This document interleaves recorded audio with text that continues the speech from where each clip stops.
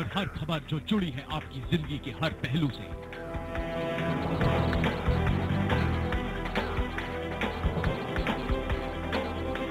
जन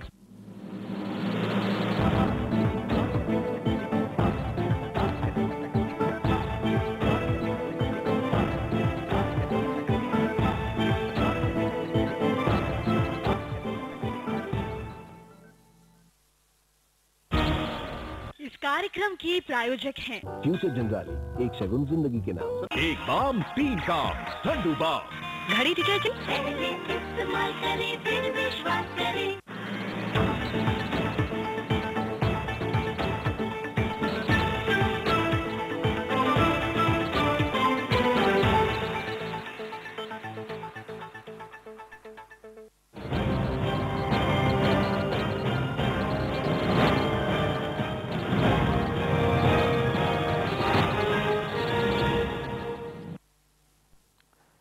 अनशन के 11 दिन गुजरने को हैं।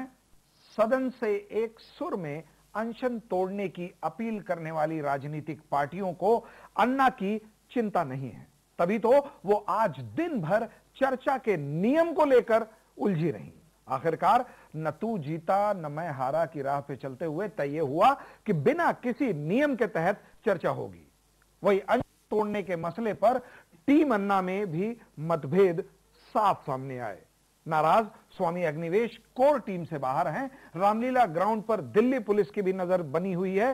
कल 12वां दिन है। भगवान न करे कि अन्ना को 12 दिन का अपना रिकॉर्ड तोड़ना पड़े।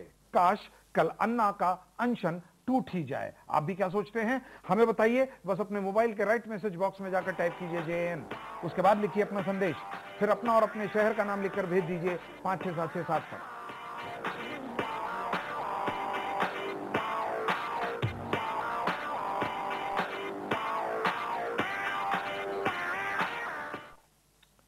काश कल टूटे अन्ना का अनशन, हम इस पर चर्चा करेंगे, लेकिन उससे पहले हेडलाइंस।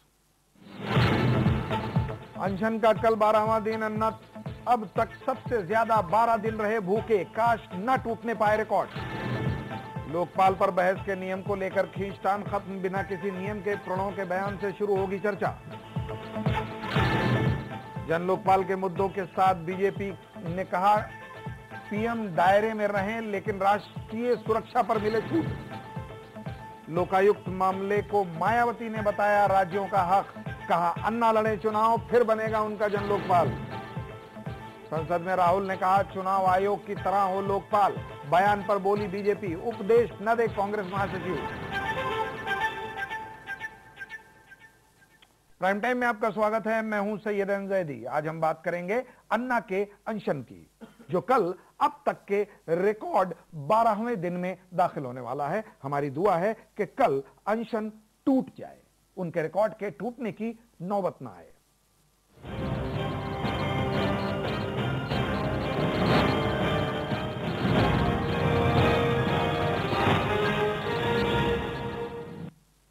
काश कल टूटे अनशन, चर्चा करेंगे। और इस चर्चा के लिए हमारे साथ हैं वरिष्ठ पत्रकार प्रदीप माथुर, अनिल ठाकुर और SK दत्ता। हम अपने मेहमानों के साथ चर्चा करेंगे और साथ ही साथ हम रामलीला ग्राउंड भी जाएंगे, जहां जनसंदेश संवाददाता जब्बार खान मौजूद हैं। आज दिन भर की गहमा गहमी के साथ रामलीला ग्राउंड पर क्या हुआ ये उनसे जानेंगे। हम आपको उससे पहले ये बता दें कि नियम 184, 168 और 193 की खींचतान के बीच कल बिना किसी नियम के संसद में लोकपाल के सभी मसौदों पर चर्चा होगी। प्रणव के बयान के बाद शुरू होगी यह चर्चा। सवाल यह है कि चर्चा करने वाले पक्ष विपक्ष के सांसदों को अन्ना की कितनी चिंता होगी, ये कल हम देखेंगे। लेकिन पहले नजर डालते हैं संसद में बहस का मुद्दा बनने वाले लोकपाल के 4 मसौदों पर। एक नजर डालते हैं लोकपाल के उन 4 मसौदों पर जो सरकार, टीम अन्ना, अरुणा रॉय के NCPRI और जयप्रकाश नारायण ग्रुप ने सामने रखे हैं। सबसे पहले देख लेते हैं ये मसौदे PM को दायरे में रखने पर क्या कहते हैं। जहां सरकारी बिल पीएम को पद पर बने रहने तक लोकपाल के दायरे से बाहर रखता है, वहीं जयप्रकाश नारायण ग्रुप भी राष्ट्रीय स्थिरता और संसदीय प्रभुत्व को वजह बताकर प्रधानमंत्री को दायरे से बाहर रखना चाहता है। जन लोकपाल मसौदा और अरुणा राय का मसौदा पीएम को दायरे में रखने की बात करता है, लेकिन जन लोकपाल मसौदे के मुताबिक पीएम के खिलाफ जांच तब होगी जब लोकपाल के 11 सदस्य शिकायत को सही पाएंगे। वहीं अरुणा रॉय कहती हैं कि सुप्रीम कोर्ट की फुल बेंच कहे तो ये जांच हो सकेगी। हालांकि राष्ट्रीय सुरक्षा के मुद्दों पर पीएम को वो छूट देती है। अगर उच्च न्यायपालिका की बात करें तो जहां सरकारी मसौदा और जयप्रकाश नारायण ग्रुप का मसौदा जुडिशरी को दायरे में नहीं रखना चाहता, वहीं अरुणा रॉय इसके लिए न्यायिक जिम्मेदारी कानून लाने की बात करती हैं। लेकिन जन लोकपाल का मसौदा न्यायपालिका को दायरे में रखना चाहता है। अब अफसरों को दायरे में रखने पर राय जान लेते हैं। सरकारी बिल कहता है कि ग्रुप ए अफसर दायरे में रहें, लेकिन सीबीआई और सीवीसी दायरे से बाहर रहें। लेकिन जन लोकपाल मसौदा सीबीआई, सीवीसी, कॉर्पोरेट और सोशल सेक्टर के सभी अफसरों को दायरे में रखता है। अरुणा रॉय का मसौदा ग्रुप ए अफसरों के साथ साथ सीबीआई की सिर्फ भ्रष्टाचार निरोधक शाखा को दायरे में लाना चाहता है। अरुणा रॉय के मसौदे में सीवीसी के रोल को फिर से तय करने की बात कही गई है। वहीं जयप्रकाश नारायण का मसौदा ग्रुप ए अफसर सीबीआई को दायरे में लेना चाहता है, लेकिन इसके मुताबिक सीवीसी लोकपाल के साथ मिलकर काम करेगी। अब सांसदों के आचरण के बारे में बात करते हैं। सरकारी बिल जहां सांसदों को दायरे में नहीं रखता, वहीं जन लोकपाल और अरुणा राय दोनों सदनों के सांसदों को लोकपाल के तहत रखते हैं। लेकिन जयप्रकाश नारायण का मसौदा सांसदों के साथ साथ विधायकों और पार्षदों को भी दायरे में लाना चाहता है। राज्यों में लोकायुक्त को लेकर सरकारी मसौदा चुप है, तो जन लोकपाल हर राज्य में लोकायुक्त की मांग करता है। अरुणा रॉय के मसौदे में लोकपाल और लोकायुक्त के लिए अलग अलग कानून मांगे गए हैं। वहीं जयप्रकाश नारायण के मसौदे में केंद्र, राज्य और जिला स्तर पर एक कानून की बात कही गई है। अन्ना सिटीजन चार्टर पर जोर देते हैं ताकि आम आदमी का सरकारी दफ्तरों में काम वक्त पर हो। ऐसा ना हो तो अफसरों को सजा दी जाए, लेकिन सरकारी बिल में इसका जिक्र नहीं है। अरुणा रॉय इसके लिए अलग कानून मांगती हैं, तो जयप्रकाश नारायण ग्रुप के मसौदे में इसका कोई जिक्र नहीं है। सबसे प्रमुख बात है जवाबदेही को लेकर। सरकारी बिल में लोकपाल के सभी सदस्य सरकार द्वारा चयनित होंगे, यानी सरकार का पूरा कंट्रोल। जन लोकपाल का मसौदा लोकपाल को सरकार से स्वतंत्र बनाना चाहता है, वो सुप्रीम कोर्ट के प्रति जवाबदेह होगा। अरुणा रॉय भी यही कहती हैं, लेकिन उनके मुताबिक सदस्यों का चयन 3 सदस्यीय कमेटी करे। वहीं जयप्रकाश नारायण ग्रुप भी इसे स्वतंत्र संस्था बनाना चाहता है। Bureau report, Jansandesh. तो आपने देखा उन 3 मुद्दों में फर्क जिस पे कल ये बहस होने वाली है। 3 बिल हैं, सरकारी बिल है, अरुणा राय जी का है, अन्ना का है और जयप्रकाश नारायण जी का है। तीनों बिल की शर्तें आपने देख ली हैं, इसी पे बहस होने वाली है और इसी पे चर्चा हम भी यहां करेंगे। हमारे साथ डॉक्टर एस के दत्ता मौजूद हैं। पहला सवाल डॉक्टर एस के दत्ता से। डॉक्टर दत्ता, ये 3 मांगे जो हैं, ये एक आम आदमी भी अगर इसको सुनता है कि राज्यों में लोकायुक्त बनने चाहिए, सिटीजन चार्टर वाली जो बात है कि अगर जो तयशुदा समय है उसके में काम नहीं होता है तो उनके खिलाफ कार्रवाई करनी चाहिए।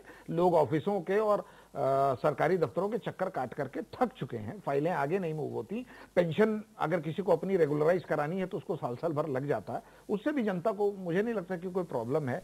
तीसरी जो बात है, थर्ड चीज जो है उसमें मुद्दा, वो भी जनता के सामने है।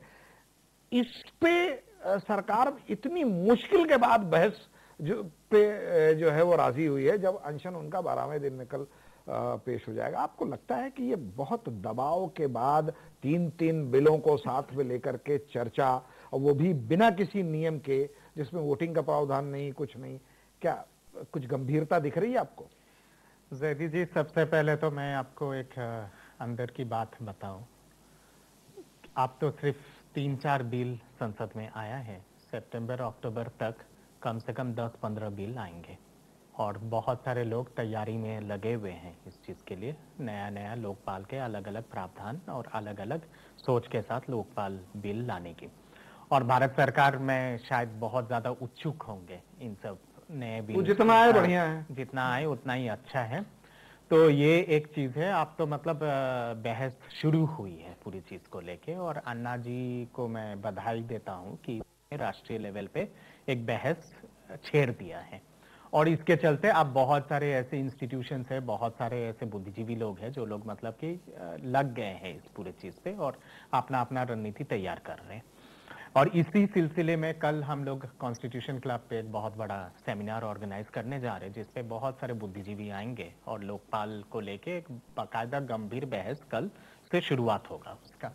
जहां बात आती है मेरा व्यक्तिगत राय आप अगर मांगे तो मेरे व्यक्तिगत राय में मेरे कुछ डिफरेंसेस चारों बिल को लेके ही हैं, और मैं समझता हूं कि पॉइंट वाइज मैं अगर बता हम आपको रोकेंगे डॉक्टर दत्ता। हम सीधे चलते हैं रामलीला ग्राउंड। मेडिकल बुलेटिन चल रहा है इस वक्त अन्ना हजारे का। वो अभी